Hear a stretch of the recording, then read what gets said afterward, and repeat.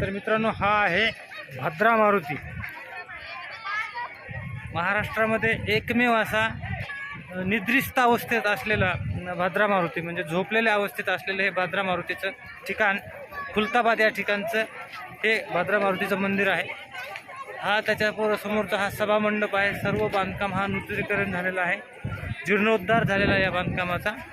आणि आपल्याला या ठिकाणी समोर दिसतंय हे भद्रा मारुतीचं मंदिर, मुख्य मंदिर आहे. या मंदिरामध्ये आपण या ठिकाणावरून प्रवेश करतो आणि दर्शन घेतो. हे शिखराचा कळस आहे, रंगरंगोटी वगैरे. पुरुष जेंट्सला आपल्याला जाता येते या भद्रा मारुतीमध्ये.